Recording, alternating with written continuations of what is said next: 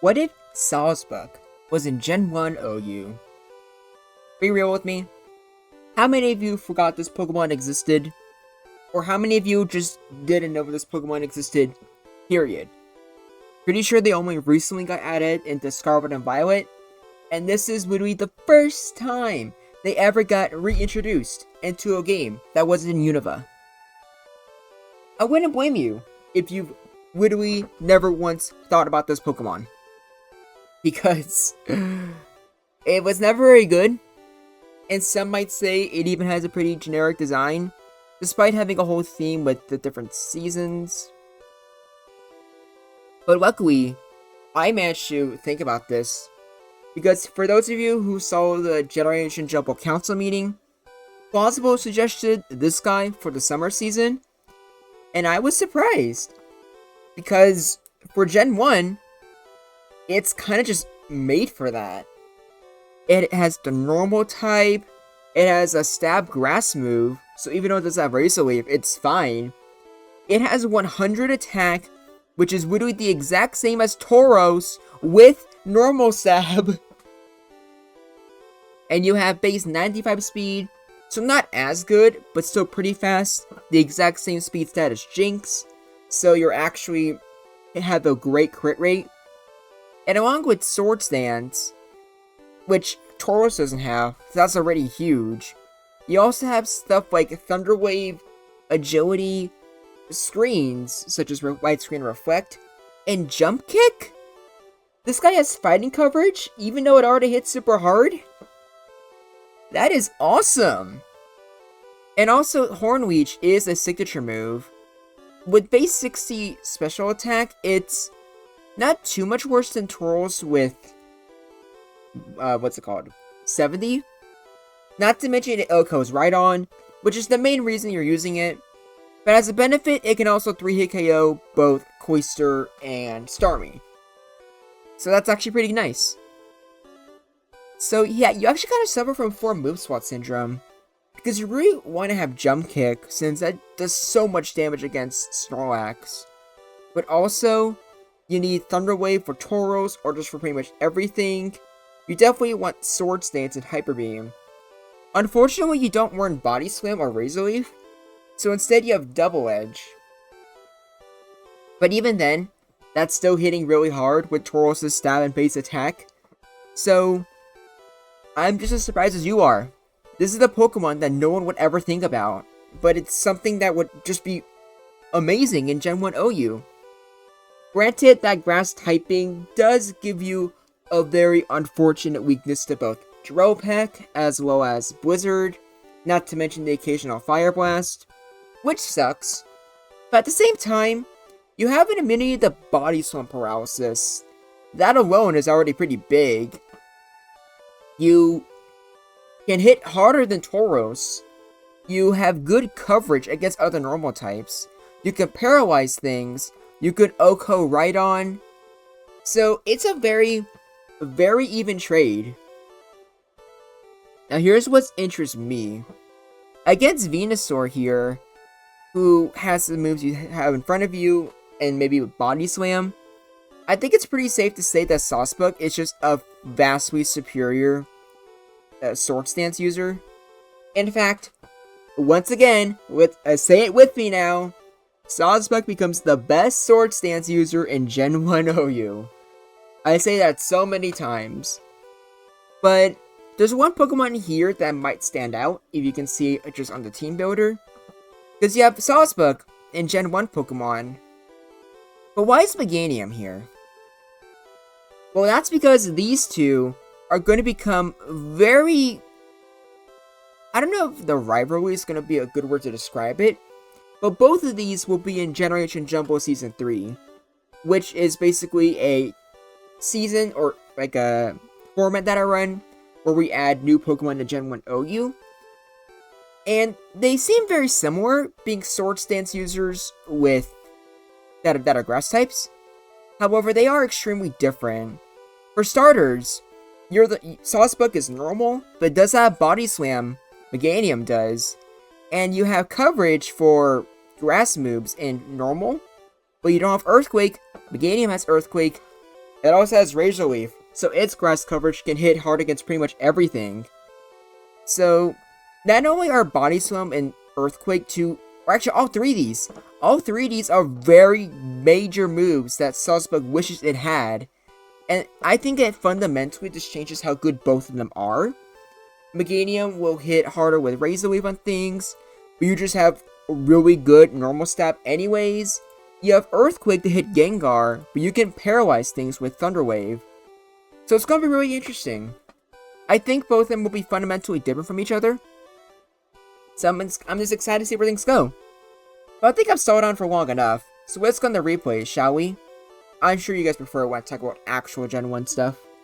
Now starting with the boy himself, Tauros.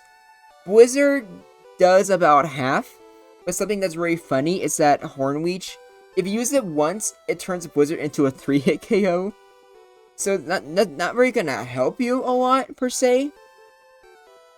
But maybe if you get lucky, it just gives you more chances to use Jump Kick. Which, funny enough, Sawsbuck is a very versatile and customizable Pokemon. So things like its normal stab and Jump Kick aren't even completely needed. It just depends on the set and what you want to take on. Same thing with its signature. But as you can see here, Jump Kick definitely hits really hard. But then again, with Tauros' attack stat and stab, a Sword Dance with Double Edge would probably hit just as hard anyways. So is it needed? Who knows? All I do know is that Reflect Wax is annoying as ever, but Sawsbuck can actually deal with it. Although Jump Kick is definitely preferable to normal stab in this situation, but that's not the worst thing in the world. By the way, with 2 Sword Stance, you already have 800 and something attack, so I'm assuming that's usually the most you go. I don't think you'd ever want to raise higher than that. Unfortunately, Snorlax just hits really hard with Hyper Beam, which sucks. And Amnesia is, well, basically both can set up once and then they 2-shot each other. There's not much to really say there. So instead, I'll just quickly say, I am at 985 subscribers currently. I'm trying to get to 1,000 before the end of the month. And if you can subscribe and like the video, I'd really appreciate it. So be sure to check that out if you'd like to see more content like this. Because as you can see here with Sawsbuck, when you put things in Gen 1 OU, literally anything has the chance of being good. Literally the other day, I did a Eternamax Eternatus, and that managed to lose to things like Executor and Alakazam 1v1. You have no idea what to expect on this channel. One thing you probably can't expect though is for Jump Kick to hit pretty hard. Reflect Chansey is good, but with both of them being able to paralyze each other, Sawsbuck being able to go for Sword Stance anyways, it makes us a pretty big could go either way. Especially since Chansey can 2-hit KO with Ice Beam. And it's a damage range, so like even going for Hornleech there might still end with you getting killed by a second Ice Beam. So I don't have much else to say. It's just, I think it's a good case where showing that the grass typing just makes it super even. Because imagine a Tauros that can go for Sword Stance, has Jump Kick, but not being weak to Ice or Zapdos' Drill Peck. That sounds absurdly broken, now doesn't it? So I think Sawsbuck is a well-designed Pokemon, even though it had no intentions of being a Gen 1 OU. Now Zam, it can paralyze Sawsbuck, but Sawsbuck can paralyze it back. And unfortunately, Double Edge hits really freaking hard. But I don't think that surprises anyone, just given how strong Sawsbuck really is. So I'm gonna say this is a good matchup, all things considered. Exam is faster, sure. But with 95 base speed, I don't think it's as big of a deal if Sawsbuck gets paralyzed, rather if Tauros gets paralyzed. I don't know if that makes sense, but even with Sawsbuck in the format, Tauros is probably your most valuable, like, late game sweeper. One reason is stuff like this, just being completely weak to ice moves. But luckily Hornleech does a lot of damage, and he heals a pretty generous amount as well. This is definitely still a bad matchup, but it's one where, depending on the circumstance, like for example, if the Cloyster's already paralyzed and it was already taking some chip, it's actually kind of winnable. More winnable than Starmie at least, I would say. Now for Executor. You hit pretty hard, And unlike Tauros, you just have a consistent way of paralyzing it. But it's still really annoying. And Psychic hits decently hard. So it really just depends on Sweep Claws. Because with Sweep Claws, as you can imagine, it becomes way more even. But even then, because you have to rely on Double Edge and not Body Slam, that just makes it super annoying since it just helps Executor with damage ranges. So like, if Sawsbuck were to go for another Double Edge there, that would allow Psychic to do just enough damage to two-shot you. You could go for Swords Dance, but that's incredibly risky. Sure, this depends on if you have it set up already, if something's put to sleep, and if the Executor's taken chip. In other words, it's a could go either way. Who's surprised? I actually would like to know what you think would be the best grass type in the format, though. I definitely think it's Executor, no question. But I'm interested to see what you guys have to say. You probably don't have much else to say about Gengar vs. Sawsbuck, though. Just like when I did my Megalopony video, it's basically, or no, it just is unwinnable for Sawsbuck. But with Paralysis, you basically make the Gengar deadweight anyways. So no matter what, you can accomplish something, but it's still cool either way. No doubt about it. At least on my Megalopony, you can somewhat hit it with Horn Leech. Now, in all honesty, you can probably just set up Sword Stance here on Jolteon. But I found it funny, because this honestly just seemed like a decent opportunity to go for Horn Leeches. So, like, if you can go for some free Horn Leeches, you might as well go for it. Because even though it's on a much weaker special attack, it's probably better than Mega Drain Executor, all things considered. Although I will say, like, it's not as tanky or bulky as Executor, so maybe getting that free healing isn't even as impactful in the first place. Now, Jinx. You guys have the exact same speed tier, you have the exact same crit rate, and funny enough, Hyper Beam does as much damage as Blizzard does. So I'm pretty sure this is just a could go either way. Does Jinx put you to sleep? Do you risk it? Because are you scared of a critical Hyper Beam? Or both of those damage ranges? I don't know. But I don't think it really matters. I'm still gonna put this in a bad matchup though. Because I feel like the Jinx player has a lot less to lose. Because if Jinx doesn't get the KO, it might be able to do it again afterwards. Meanwhile, if Sawsbuck doesn't get the KO with Hyper Beam, you need a recharge, so you're just screwed. And since it's ever so slightly in Jinx's favor, I'm going to say the Sawsbuck player never risk it. Speaking of never risking, don't use Rhydon against Sawsbuck. Moving on. Next off, we have, I think this is Slowbro. Harden Rage does decent damage just like the others. It's a 3-hit KO like all the other water types. Amnesia makes it a lot more annoying, but luckily you have Sword Stance, and you resist Surf. So no matter what, the Slowbro is gonna struggle against you.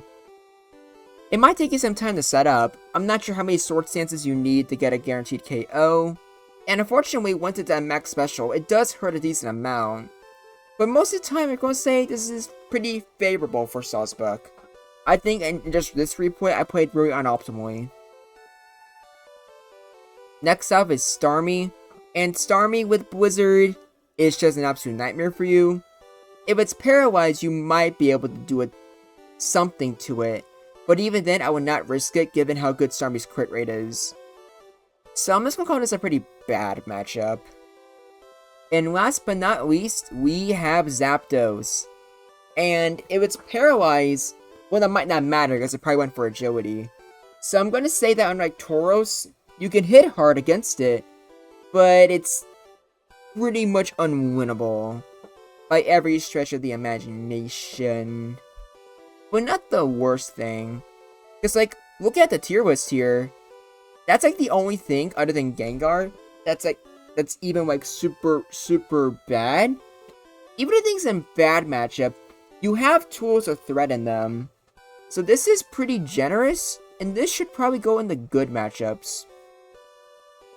So yeah, here's the tier list. Sawsbuck really surprised me. Or, more so I just remembered it existed. because Plausible just made arguments for it, and at the beginning I was very interested. So it did about as well as I expected. But the fact that I expected it to do well in the first place, just... We've been to Eternamax Eternatus and Sawsbuck of all Pokemon, two very different Pokemon in terms of competitive and in the eyes of the casual player base. But both of them are just perfect examples on why I do so many of these videos, and why putting things in Gen 1 OU is so interesting to me. So, I'm not gonna lie, I might do Mega Kangaskhan tomorrow, but we'll have to see. Until next time, this is Groundback. Like and subscribe, join the Discord server, and until next time, I look forward to hearing from you.